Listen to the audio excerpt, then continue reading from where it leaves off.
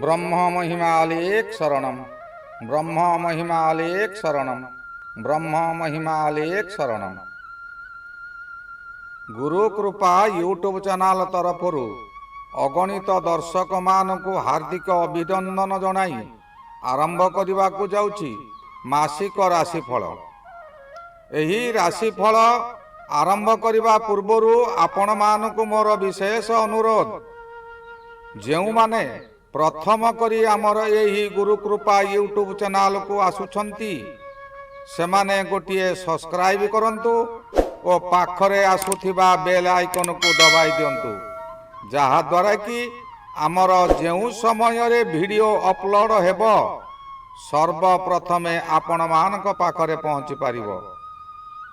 आपण मानकु आउ एक अनुरोध, जेउ मानकर विवाह रे विलंब हेउछि, बारंबार विवाह भांगी जाउछि किंबा चाकरी करबा को चाही इंटरव्यू देई इंटरव्यू रे फेल हेउछंती, चाकरी होई पारु नाही, परिवार मध्यरे स्वामी स्त्री मध्यरे झगड़ा सबु बेले रहुछि, सेमाने सेमानंकर जन्म तारीख, जन्म समय, जन्म स्थान एही निम्न रे दिया जाउथिबा मेल आईडी रे प्रेरण करंतु।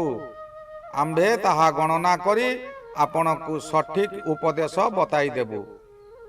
आसंतु एबे जानिबा 2026 मसिया जून मासरे मिथुन राशिर मासिक राशिफल। बंधु माने आपण जदि मिथुन राशि रे जन्म होइचंती तेबे एही जून मास आपणक जीवन को संपूर्ण बदलाई देई पारे। एही मासरे आपण केबे केबे एमिति अनुभव करि पारंती जे मो जीवन काहीकि कंट्रोल भितरे नाही, टंका आसुछि किंतु पाखरे रहु नाही काहीकि।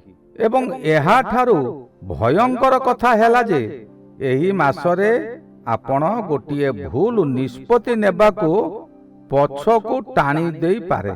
किंतु जदि आपण एही सठिक समय को बुझी पारिबे तेबे एही मास आपणक जीवन रे बड़ टर्निंग पॉइंट आसी पारे। तेणु एही भिडियोटी शेष पर्यंत देखंतु। एही भिडियो को स्किप करंतु नाही, कारण शेष रे मु कहिबी केउ तीनोटी जिनिस आपणको निर्णय करबा को पड़िबो। नमस्कार बंधु माने, आपण जदि मिथुन राशि रो तेबे जून 2026 आपणक पई एक अत्यंत गुरुत्वपूर्ण मास हेबो। एहा केवल एक साधारण मास नुहे, बरं एक एमिति समय जेउठारे आपणक जीवनर दिग धीरे धीरे परिवर्तन हेबारे लागिबो। एही मासरे ग्रह मानक स्थिति एपरि जे आपण एक पक्षरे मानसिक चाप, खर्च और अनिश्चितता अनुभव करिवे, ताहा सहित अन्य पक्षरे धन लाभ करिवे, कार्य क्षेत्र रे उन्नति करिवे और निज परिचय को निजे गढ़िबार सुजोग मध्य पाइबे। एही मास आपनको एही परि सबु सिखाइबो। किपरि चाप मध्यरे थिले मध्य आगो को बढ़िबा को हुए ताहा आपनको शिक्षा करिबा को हेबो।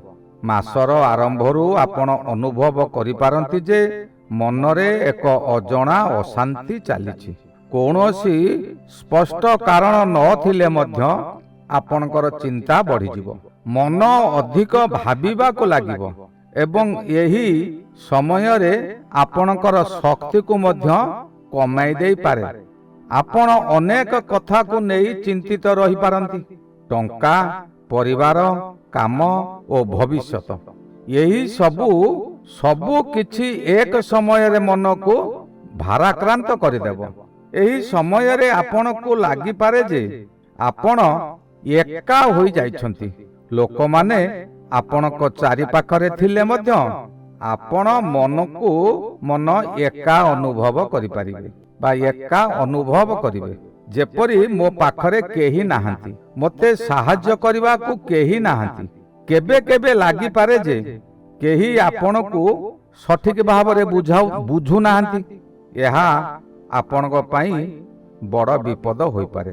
ଯେଉଁଠାରେ ଆପଣଙ୍କୁ ନିଜକୁ ନିଜେ ବୁଝିବାକୁ ପଡ଼ିବ, ସେଇଠାରେ ଅନ୍ୟର ସାହାଯ୍ୟ ଲୋଡ଼ନ୍ତୁ ନାହିଁ। ଆର୍ଥିକ ଦିଗରୁ ଦେଖିଲେ ଏହି ମାସରେ ଏକ ଅଜବ ସ୍ଥିତି ଦେଖାଯିବ। ଏକ ପକ୍ଷରେ ଧନ ଆସିବାର ଯୋଗ ରହିଛି, କିନ୍ତୁ ଅନ୍ୟ ପକ୍ଷରେ ଖର୍ଚ୍ଚ ମଧ୍ୟ ବହୁତ ବଢ଼ିଯିବ। ଆପଣ ଯେତେ ଅର୍ଜନ କରିବେ ସେତେ ସହଜରେ ମଧ୍ୟ ଖର୍ଚ୍ଚ ହୋଇଯିବ। କେତେକ ଖର୍ଚ୍ଚ ଅନିବାର୍ଯ୍ୟ ହେବ, ଯାହାକି କେଉଁଠାରେ ଟଙ୍କାଟିଏ ଖର୍ଚ୍ଚ କରିବା କଥା ସେଇଠାରେ ଆପଣ 10 ଟଙ୍କା ବି ଖର୍ଚ୍ଚ କରିଦେବେ, ଯେଉଁଥିରେ ଆପଣଙ୍କର କିଛି କରିବାର କର୍ତ୍ତବ୍ୟ ବି ନଥିବ। ଆପଣ ବାଧ୍ୟ ହୋଇ ଖର୍ଚ୍ଚ କରିବେ।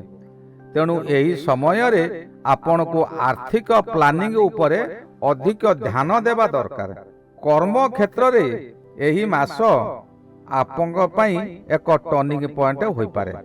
ଆରମ୍ଭରେ ଅଳ୍ପ ଚାପ ଓ କନଫ୍ୟୁଜ ରହିବ। କାମରେ ଫୋକସ କରିବା କଷ୍ଟକର ଲାଗିପାରେ, କିନ୍ତୁ ଧୀରେ ଧୀରେ ପରିସ୍ଥିତି ସୁଧାର ହେବାରେ ଲାଗିବ। ଆପଣ ନିଜ କାମରେ ଦକ୍ଷତା ଦେଖାଇ ପାରିବେ। ଉପର ସ୍ତରର ଲୋକମାନେ ଆପଣଙ୍କ କାମକୁ ନଜରରେ ରଖିବେ। ଏହି ମାସରେ ଆପଣଙ୍କ ପରିଶ୍ରମ ବ୍ୟର୍ଥ ଯିବ ନାହିଁ, କିନ୍ତୁ ଆପଣ ଧୈର୍ଯ୍ୟ ରଖିବା ଦରକାର। ଯଦିଓ ଫଳ ତୁରନ୍ତ ମିଳିବ ନାହିଁ, କିନ୍ତୁ ଆପଣ ସେ କାମକୁ ଛାଡ଼ନ୍ତୁ ନାହିଁ। ସେ କାମକୁ ଆପଣ କରନ୍ତୁ, ସେଥିର ପରିଣାମ ଭବିଷ୍ୟତରେ ଭଲ ମିଳିବ। ତେଣୁ ଏହି ସମୟରେ ଧୈର୍ଯ୍ୟ ଧରି କାମ କରିବା ଅତ୍ୟନ୍ତ ଆବଶ୍ୟକ। ମାସର ମଧ୍ୟଭାଗରୁ ଆପଣଙ୍କ ଜୀବନରେ ଧୀରେ ଧୀରେ ପଜିଟିଭ ପରିବର୍ତ୍ତନ ହେବ। ଆପଣଙ୍କର ମନ ଅଳ୍ପ ସ୍ଥିର ହେବ। ଆପଣ ନିଜକୁ ଭଲ ଭାବରେ କଣ୍ଟ୍ରୋଲ କରିପାରିବେ। ଆପଣଙ୍କ ଚିନ୍ତାଧାରା ପଜିଟିଭ ହେବାରେ ଲାଗିବ।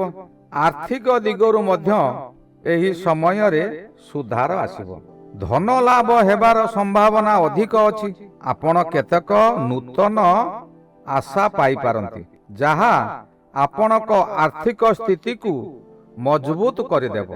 ସମ୍ପର୍କ ଦିଗରୁ ଏହି ମାସଟି ମଧ୍ୟ କେତେକ ସମୟରେ କାହାରି ସହିତ ଅପ୍ରିୟତା ହୋଇପାରେ, କିମ୍ବା ତାଙ୍କ କଥାକୁ ଆପଣ ବୁଝି ନ ପାରନ୍ତି, କିମ୍ବା ଆପଣଙ୍କ କଥାକୁ ସେମାନେ ବୁଝି ନ ପାରନ୍ତି।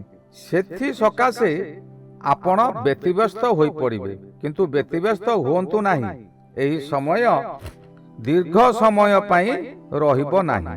ଯଦି ଆପଣ ଶାନ୍ତ ରହି କଥା କହିବେ, ତେବେ ସମସ୍ୟା ଗୁଡ଼ିକ ଶୀଘ୍ର ସମାଧାନ ହୋଇଯିବ।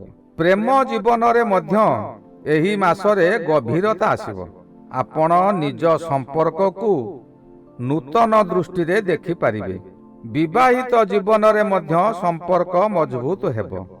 ଯଦିଓ ଆରମ୍ଭରେ କେତେକ ଛୋଟ ଛୋଟ ବିବାଦ ହୋଇପାରେ, କିନ୍ତୁ ତାହା ପରବର୍ତ୍ତୀ ସମୟରେ ସମାଧାନ ହୋଇଯିବ। ସ୍ୱାସ୍ଥ୍ୟ ଦିଗରୁ ଏହି ମାସରେ ଆପଣଙ୍କୁ ସତର୍କ ରହିବା ଦରକାର। ମାନସିକ ଚାପ ଆପଣଙ୍କ ଶରୀରକୁ ପ୍ରଭାବିତ କରିପାରେ। ନିଦ୍ରା ସମସ୍ୟା ବା ଅନିଦ୍ରା ଆପଣଙ୍କୁ ହୋଇପାରେ। ଏହାଦ୍ୱାରା ମୁଣ୍ଡ ବ୍ୟଥା ହୋଇପାରେ, ଥକା ଅନୁଭବ କରିବେ। ତେଣୁ ଏହି ସମୟରେ ଆପଣଙ୍କୁ ରେଷ୍ଟ ଉପରେ ଧ୍ୟାନ ଦେବାକୁ ହେବ। ଆପଣ କୌଣସି କାର୍ଯ୍ୟକୁ ତରବର ହୋଇ କରନ୍ତୁ ନାହିଁ। ଧୀର ସ୍ଥିର ହୋଇ କରନ୍ତୁ, ବୁଝି ବିଚାରି କରନ୍ତୁ। ଆପଣ କୌଣସି ଅସୁବିଧାରେ ପଡ଼ିବେ ନାହିଁ। ଆପଣଙ୍କ ପାଇଁ ଏହି ସମୟଟି ସବୁଠାରୁ ବଡ଼ ଚ୍ୟାଲେଞ୍ଜ ସମୟ। ନିଜ ମନକୁ କଣ୍ଟ୍ରୋଲ କରିବ। ଯଦି ଆପଣ ନିଜ ମନକୁ କଣ୍ଟ୍ରୋଲ କରି ନ ପାରିବେ, ତେବେ ଆପଣ ଏହି ମାସରେ ବଡ଼ ବିଫଳତା ପାଇବେ, ସଫଳତା ପାଇପାରିବେ ନାହିଁ। ମାସର ଶେଷରେ ଆପଣ ଅନୁଭବ କରିବେ ଯେ ଆପଣ ପୂର୍ବରୁ ଷ୍ଟ୍ରଙ୍ଗ ହୋଇଯାଇଛନ୍ତି। ଆପଣଙ୍କ ଭିତରେ ଏକ ନୂତନ କନଫିଡେନ୍ସ ଆସିଯାଇଛି। ଆପଣ ନିଜ ଜୀବନକୁ ଏକ ନୂତନ ଦିଗ ଦେଇପାରିବେ। 2026 ଜୁନ ମାସଟି ଆପଣଙ୍କୁ ବିଭିନ୍ନ ଦିଗରୁ ଶିକ୍ଷା ଦେବ। ମନୁଷ୍ୟ କିପରି ଚାପ ମଧ୍ୟରେ ରହି ସମସ୍ତ କାର୍ଯ୍ୟ କରିପାରିବ, ସେ ଶିକ୍ଷାଟି ଏହି ମାସରେ ମିଥୁନ ରାଶିକୁ ମିଳିବ। ଯଦି ଆପଣ ଧୈର୍ଯ୍ୟ ଓ ସଠିକ ଚିନ୍ତାଧାରା ରଖିବେ, ତେବେ ଏହି ମାସ ଆପଣଙ୍କ ଜୀବନରେ ଏକ ନୂତନ ଅଧ୍ୟାୟ ଆରମ୍ଭ କରିଦେବ। ମିଥୁନ ରାଶିର ଅଧିପତି ହେଲେ ବୁଧ ମହାଗ୍ରହ। ବୁଧ ମହାଗ୍ରହ ହେଲେ ଜ୍ଞାନୀ ଗ୍ରହ। ଏହି ଜ୍ଞାନ କେଉଁ ସମୟରେ ଅଜ୍ଞାନରେ ପରିଣତ ହୁଏ ତ କେଉଁ ସମୟରେ ଶୁଭରେ ପରିଣତ ହୁଏ। ଆପଣ ସର୍ବଦା ଧୈର୍ଯ୍ୟ ଧରି ରୁହନ୍ତୁ, ଶାନ୍ତ ଭାବରେ କଥାବାର୍ତ୍ତା କରନ୍ତୁ। ଆପଣ ପ୍ରତ୍ୟେକ ସ୍ଥାନରେ ଜିତାପଟ ହେବ ହିଁ ହେବ। ଏହି ଗଲା 2026 ମସିହା ଜୁନ ମାସରେ ମିଥୁନ ରାଶିର ମାସିକ ରାଶିଫଳ। ଶ୍ରୀ ଗୁରୁ ବ୍ରହ୍ମ ମହିମା ଅଲେଖ ଶରଣ। ଶ୍ରୀ ଗୁରୁ ବ୍ରହ୍ମ ମହିମା ଅଲେଖ ଶରଣ। ଶ୍ରୀ ଗୁରୁ ବ୍ରହ୍ମ ମହିମା ଅଲେଖ ଶରଣ ଶରଣ ଶରଣ।